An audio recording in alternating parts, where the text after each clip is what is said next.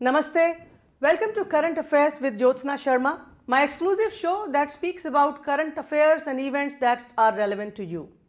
I'm back again with an interesting topic. This time, it is about caste in the wrong light in America. You must be surprised what kind of topic it is. Why is caste being shown up in the wrong light here in the United States of America? But something is happening, something that will bother you. And for that reason, I have some esteemed guests in the studio tonight who would speak about it and who would enlighten you.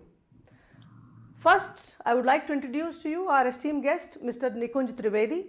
He is the president and co-founder of CoHNA, a grassroots advocacy and civil rights organization dedicated to improving the understanding of Hinduism in North America and working on matters impacting the Hindu community. He has been involved in education advocacy and civil rights for over 2 decades and speaks frequently on various national and international forums as well as media outlets. He is a former chairman and president of Hindu Students Council, one of the largest Hindu student organizations in North America, and also serves on the board of trustees. He works in the financial services industry in New York and lives with his family in New Jersey. Namaste Nikunji, welcome to our show. Thank you for having me. And our next guest is Pushpita Prasad. She is a storyteller and communications professional with a background in working in media, technology, content and history. She researches, publishes articles and educates about topics related to India, Hinduism, its festivals and traditions, decolonization, media representation and human rights. Pushpita is on the board of Kona, Coalition of Hindus of North America, and believes in the power of grassroots advocacy, activism and dialogue to drive change and understanding. Warm welcome to you, Pushpita ji. Thank you and namaste. And my next guest is Aldrin Deepak, and he is a technology worker and Dalit Hindu living in the San Francisco Bay Area. He is well versed in Sanskrit and enjoys studying and teaching about Hindu dharmic texts. Aldrin is a member of the National Steering Committee of CoHNA. Warm welcome to you, Aldrin Deepak. Namaste ji. And my fourth guest is sitting right next in the studio here. His name is Akshay Joshi, and he is a Fintech professional and history enthusiast. And his wife runs a channel called Itihasika that she plans to make one of this one-stop shop for Indian history and culture videos in Hindi and English using animation and doc drama videos. Something very interesting. Akshay, warm welcome to you. Thank you so much, Jyotsna, and namaste everyone. Thanks for having me here. All right, this is the team who's going to talk about caste in the bad light in America.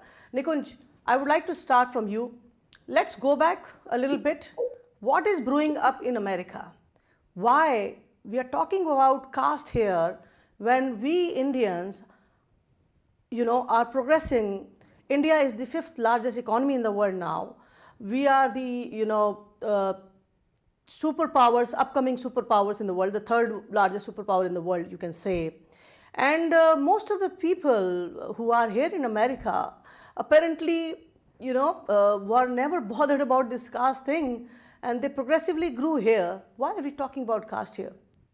Yeah, so thank you very much for that question. I think to answer that question, let's go back to, I would say, close to 2020. In the summer of 2020, a lawsuit was filed against Cisco Systems, where it was alleged that 2 Brahmin managers discriminated against a Dalit employee by denying him sort of some employment benefits and also making sure that he doesn't progress further. Now, that case was based on a bunch of lies, let's put it that way, to say it plainly. First of all, if you look at the case, it was based on data that was collected by a hate group known as Equality Labs. An Equality Labs survey, which I'll talk about in a bit, basically is in the case, actually the complaint was alleged that the Dalits are dark-skinned people and the Brahmins are fair-skinned people and things like that. And then it talked about the Equality Lab survey and all this stuff.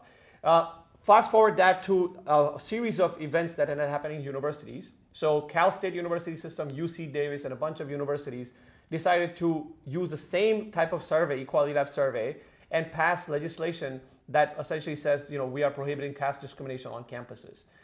Both of those resolutions and laws actually used targeted Hinduism directly, when you can actually see in their the text of the laws that says like, these whole caste discrimination comes out of the Rig Veda and is existing in Hinduism and things like that. And then if you continue on, there were certain situations that happened here in New Jersey. For example, the BAPS temple was accused of caste discrimination. Similarly, the Harvard Graduate Student Union passed a resolution banning caste discrimination, and recently Brown University did the same thing. And finally, we are in Seattle. So most recently, Kshama Sawant, who's a councilwoman in Seattle, introduced one of the first of a kind ordinance law that would be, if passed, would make caste discrimination illegal in the city of Seattle. And it'll be the first city that passes such a law in the United States. Now, why is all this an issue? First of all of these are connected to one survey. This survey is by a group known as Equality Labs. This survey was conducted by a group that is known to call Hinduism essentially a bad religion that needs to be dismantled. It has attacked the festival of Holi. Holi is coming up soon. So they actually call Holi a violent festival where men throw semen at women in balloons, okay, as well as bricks. So this is the type of stuff that these guys have said in March of 2020. There's a lot more to be said, but just to say that this is a group that has done a survey on a group of what's so-called Dalits, and essentially said there's widespread caste discrimination in America. The problem with that survey is that when it came out first, it was challenged by our community members who called it out for its bias and the way the survey has been constructed. But most recently, around 2020, 2021, the Carnegie Endowment for International Peace, which is a very well-known organization, did a survey of Indian Americans, social realities of Indian Americans, where they actually said in footnote 27 that this survey should not be relied upon because it's based on data that is prejudiced, essentially. Where if they did not like the survey, they actually got rid of the answers. So that's where we are as far as the battle in Seattle is concerned. And we'll talk more about that. Absolutely, absolutely. For my audience, why I'm allowing Nikunj to take the lead here and speak is because there is a string of things attached. As he dated back, since 2020, something bad is brewing up. When universities in America are recognizing caste as a base of discrimination, this is definitely going to bring a big jolt to the Hindu community in general. That's why we are sitting here and talking about it. I'll go to Pushpita now. Pushpita, would like to take an input from you. Where are you located right now, and what's your take about this situation? Yeah, so I actually, like Aldrin, I live in the San Francisco Bay Area. And just to add to what Nikunj said, in 2021, the county of Santa Clara tried to do exactly what Seattle is trying to do right now. So they tried to make caste a protected category, working through the Human Rights Commission here in the county. And they only backed off because as the community found out, there was just a total outrage as to why there was an effort to basically discriminate and otherize or single out and otherize a minority community, literally based on no data. It's actually very, very similar to what they're trying to do in Seattle. And the same thing based on one fake survey. Got it. One thing I just wanted to add that 3 years, almost 3 years after the Cisco lawsuit was filed, there is nothing has been proven. So it's actually a complete subversion of the principles of justice when an allegation, because that's what it is right now, it's an allegation that has not been proven. When an allegation is cited as evidence, so nothing has been proven, and even if the lawsuit gets proven and those two individuals are found guilty, it is still not an indictment of the community that they come from. If you take the crimes of one or two individuals and you make the whole community guilty of them, that is the classic way to stereotype, discriminate, and how anti-Semitism and Islamophobia, etc., are defined. So again, the entire Indian and South Asian community must be very vigilant and absolutely not agree to take on collective guilt about anything, whether it's the actions or allegations against an individual, an institution, or even any atrocities or crimes that may be proven to have happened in the US or India or any part of the world. That is the fundamental principle of justice that must not be violated. Right, Pushpita. Thank you so much, Pushpita, for those inputs. Aldrin Deepak, I want to know from you how this all is brewing up here, and what do you feel personally, coming from a background where, I mean, you speak about it yourself, and let's educate our audience. Okay, well, so I'm just continuing with the conversation. Like Nikunj said that I got involved because of the Cisco case. I basically looked up the Cisco case, and they basically were talking about the Dalits, and then they were basically describing Dalits as oppressed, dark-skinned, uneducated people who are taken advantage by the Savarnas. Now, the the problem with that is I come from a Dalit family, and in my family we have all spectrum of color of people. We have all spectrum of education.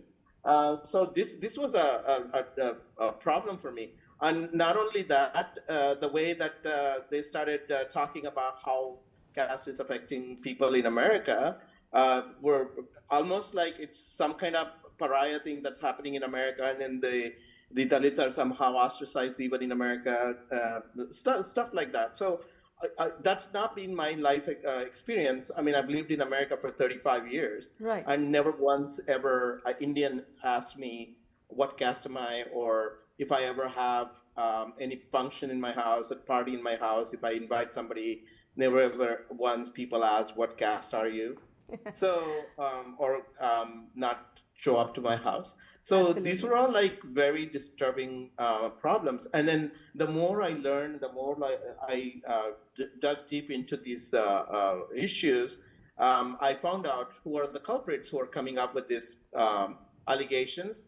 And I started learning more and more about what are the backgrounds, what are their research.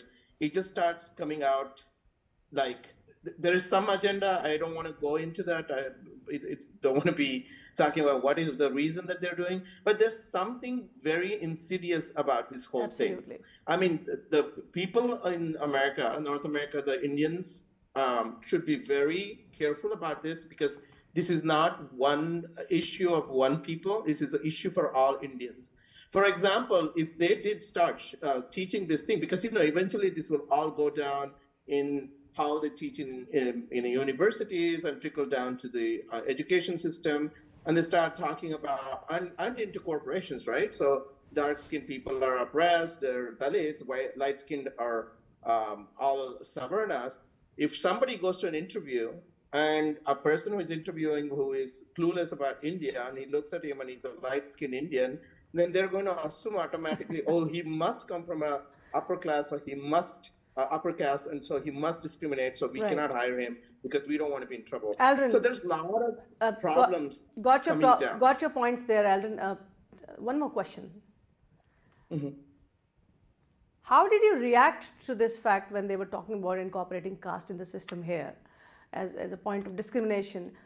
About your sentiments, you in general and your family in general, how did you feel about it?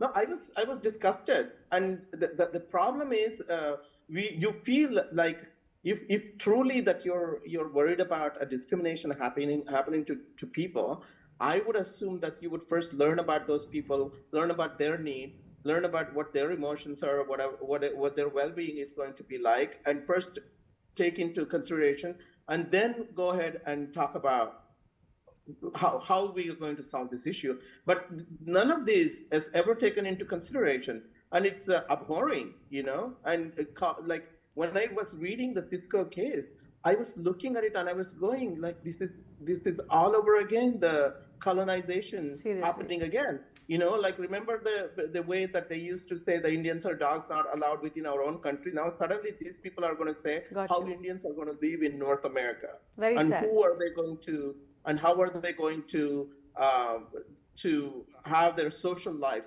This is again colonization of us within another continent. Right. Thank you. And that was very, I was very outraged. Thank you, Aldrin. Aldrin Deepak, that's his story there. I'll go to Akshay Joshi now. Akshay's wife, as we speak about running a YouTube channel by the name Enthusiast, educating people about Hinduism through videos and everything. Akshay, you are a history enthusiast, Absolutely. What is your take as a general person, I mean, staying here in the United States of America? Absolutely. I'll try to keep the focus on the United States of America because if you look at the historical context, there's a lot to debate. So maybe we'll reserve it either for a later day or maybe if we have time in the discussion later. But let's focus on the USA, right? I totally resonated with Deepak Aldrin's statement when he said this feels like colonization 2.0 because if you look at the crux of colonization, it's essentially not letting the people have a unified voice by creating social fault lines that sometimes may not even exist. There might be some basis to it historically, but even if they do not exist, the social fault lines are artificially created. That's the first thing that a colonizer does, right?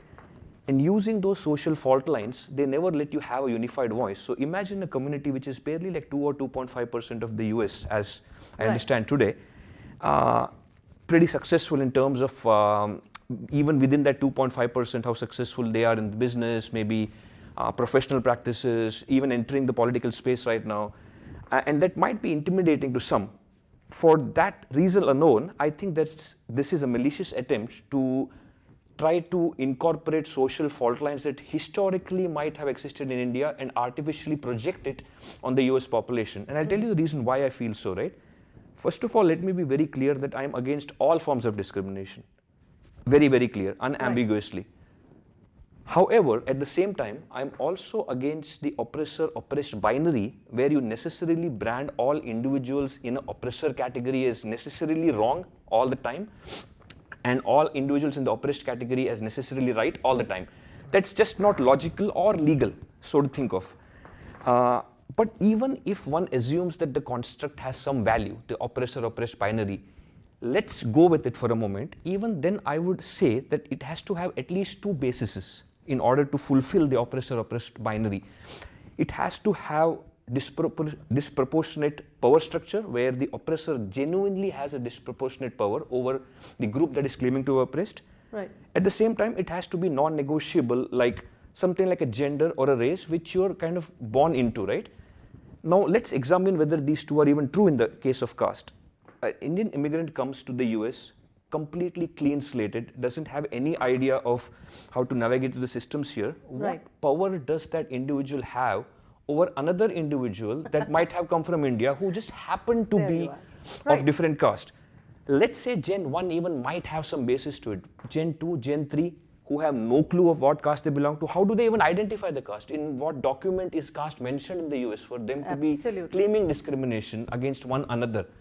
So that's the first basis, right, which completely negates the whole idea of what this Equality Labs and some other organizations are artificially claiming, using the research and sample space of what, like a few hundred people out of like millions in the US who are of Indian origin.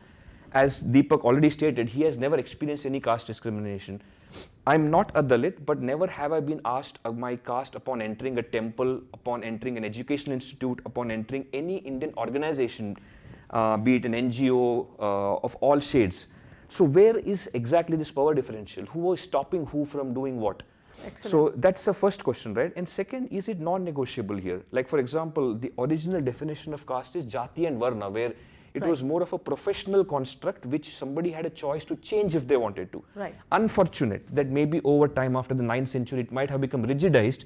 But yes, India in the last 75 to 100 years has done excellent. What better the proof be? The president of the president of India minister is OBC, for crying out loud. No, the president is a SC/ST. Scheduled tribe, yes. So where is the caste coming there? No. And look at the affirmative action. There's reservation systems in place in government and education institutes. So India itself has done a great job in affirmative action and negating the caste construct. So how would somebody in the US born and raised here have a disproportionate power, nor have the ability to move around if they wanted to? Let's say great points so there. I just don't get the whole idea. We have shortage of time, but great inputs there, excellent inputs.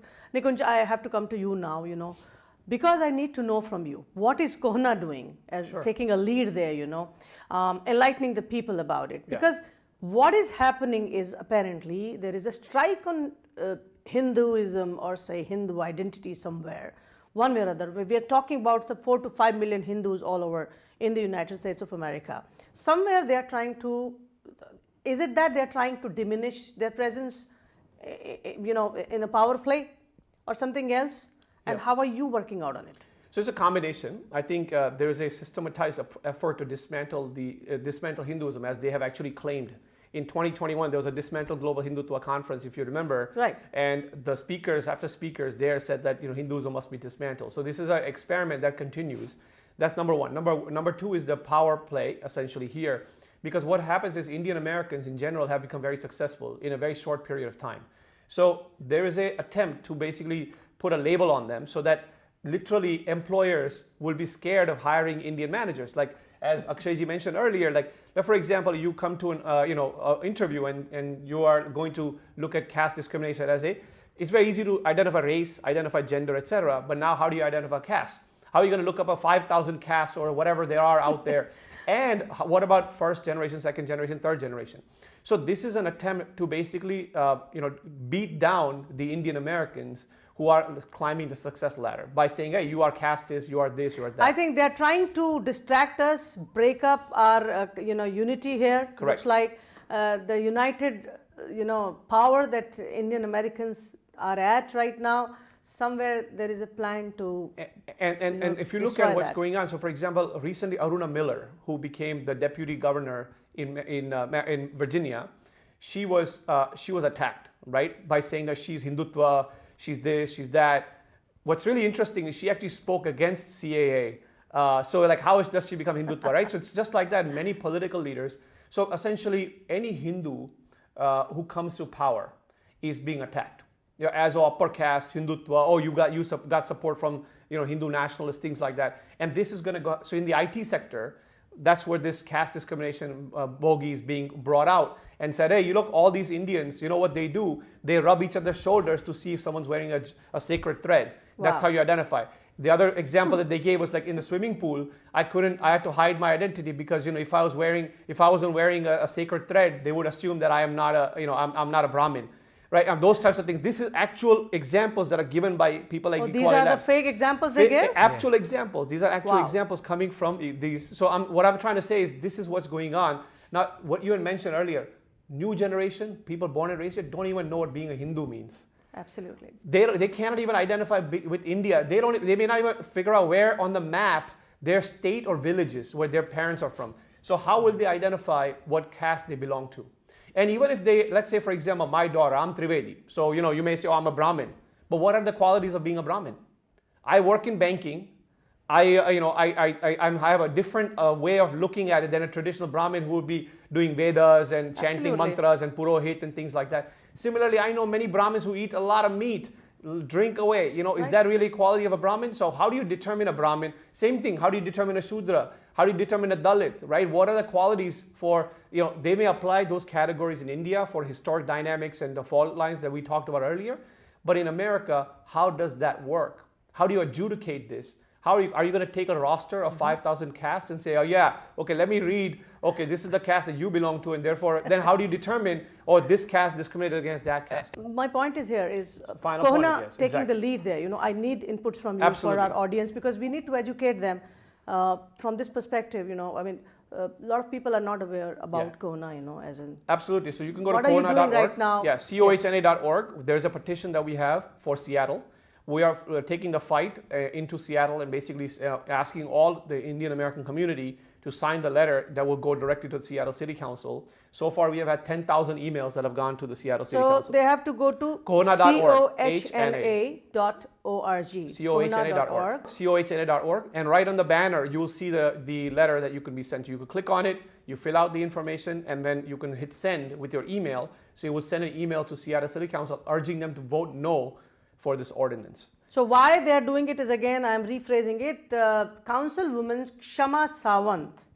She has put together a draft of an ordinance that she wants to introduce. The ordinance will ban caste discrimination in Seattle based on data that is not even conclusive.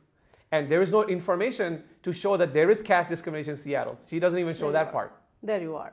Where the people, the like-minded people, can find a place to get more information? Yeah, so we have chapters in the Bay Area, we have a chapter here in New Jersey, we have a chapter in the Atlanta area. So just like that, we have chapter in different places, even in Canada. You can join us, that's first thing. And we have places like ITV are a great opportunity for us to talk about and talk to the media and just the general public about what these issues are. See, bottom line at the end of the day is there is essentially a movement that is growing that is essentially targeting the Indian American community because of the success we have had so far. It is inherently Hindu phobic because they have literally admitted to dismantling our festivals, dismantling our religion. This is probably one of the biggest challenges for the next generation because I may be confident in my Hindu identity, my Indian American identity, but the generation that is being born and raised here, they are learning something very different than what we have learned. And if we do not teach our kids dharma, somebody's going to teach them adharma. So it's very simple for me. I'm fighting this for my daughter. I'm fighting this for the kids who are born and raised here, who we work with very closely, so that they make sure that they have a confident identity. They have a confident. They love their heritage, which is Indian American / Hindu American, and they are able to project that in a confident way without being shut down or without being discriminated against. Of course, we have run out of time now.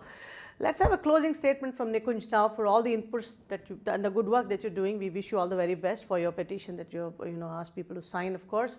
Your final statement, and I thank Pushpita and Deepak Aldrin who have joined us virtually, and thanks to you, Akshay, also for participating tonight. But My yes, pleasure. closing statement from Nikunj now. Yeah, I really want to thank you first of all for giving us the forum. I urge our community members to be vigilant about this because we are all going about in our daily lives, playing golf, watching Bollywood movies, going to Navratri, Diwali, all those things, and that's part of normal life. But we also need to be vigilant as to what type of collective attacks that are going on in our community. If this law is passed, for example, what does it stop for being passed in other places? And all of a sudden, if Amazon and Microsoft, the two big tech firms, have to comply, how many Indian engineers work in Amazon and Microsoft? Not just here in Seattle, but all the other subsidiaries that are around the United States and other places. Number one. Number two is Seattle is just one battleground. It may come to other cities within the United States, especially on the East Coast and the West Coast. So that's going to have the biggest impact for us. Thank you so much. Thank you for participating tonight. To the viewers, you are aware of yourself and your existence and how successfully you are staying in the United States of America. And when it comes to caste, I know what you would do now, because caste exactly does not exist here in America. It does not have a place.